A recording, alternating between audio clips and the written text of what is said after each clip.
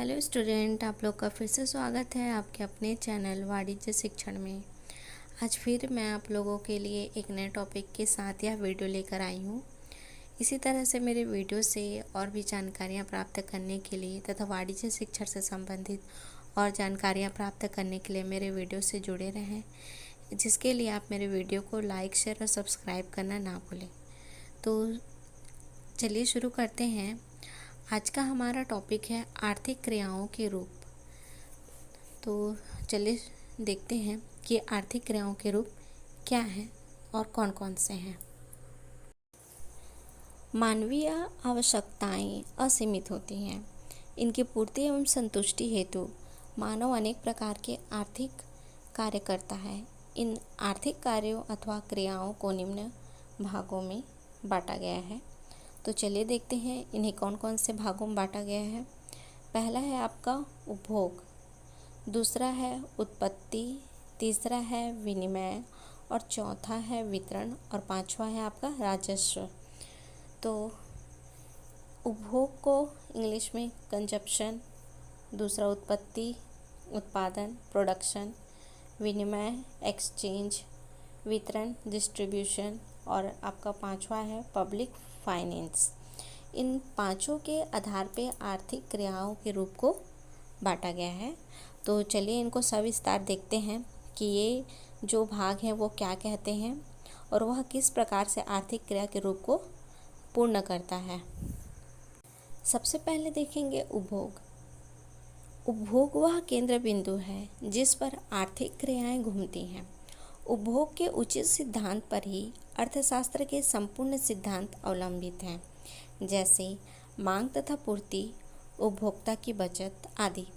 इसका अर्थ है उपभोग को केंद्र बिंदु इसलिए कहा गया है कि जो मनुष्य है वो अपनी वस्तुओं और सेवाओं की संतुष्टि के लिए आर्थिक रूप से धन की प्राप्ति करता है और धन की प्राप्ति कर वह अपने उपभोग की जो इच्छा है उसको पूर्ण करता है। इसीलिए उपभोग को आर्थिक क्रियाओं के आसपास घूमने वाली केंद्र बिंदु माना गया है। दूसरा है उत्पत्ति, जिसे उत्पादन भी कहते हैं। उत्पादन का आशय उपयोगिता के सृजन अथवा आवश्यकता को संतुष्ट करने वाली वस्तुओं अथवा सेवाओं के सृजन से है। इसमें बताया गया है कि जो मनुष्य होते हैं उनकी आवश्यकताओं और सेवाओं की संतुष्टि के लिए ही उत्पादन किया जाता है। इसका आशय उपयोगिता का है कि जितनी उपयोगिता मनुष्य को होगी, जनता को होगी, उसी प्रकार से उसका उत्पादन बढ़ता जाएगा, उसकी उपयोगिता बढ़ती जाएगी। तो फिर देखते हैं तीसरा है आपका एक्सचेंज, जिसे विनिमय, जिसे एक्सचेंज भी कहते हैं हम। प्रोफेसर जेवंस के अनुसार कम उपयोगी वस्तु देकर अधिक उपयोगी वस्तु लेना ही विनिमय है। इसका अर्थ है कि जैसे प्राचीन काल में मनुष्य की आवश्यकताएं कम थी और वह अपनी जो वस्तुएं थी वह स्वयं अपनी आवश्यकता की वस्तुएं निर्माण करके उनकी पूर्ति कर लेता था, और जिसे जिस आवश्यकता की वस्तु चाहिए होता है वह दूसरे को मतलब एक्सचेंज कर लेता था। मतलब वह उसको जो सामने वाले को जो चीज़ की आवश्यकता है उसको दे करके वो अपनी जो आवश्यकता वाली चीज़ है उसको ले लेता था। लेकिन आज के आधुनिक युग में आज विनिमय आर्थिक रूप से किया जाता है। मतलब पैसे दे करके हम अपनी जो उपयोगी वस्तु की आवश्यकता है उसे हम ले लेते हैं। फिर है आपका चौथा वितरण।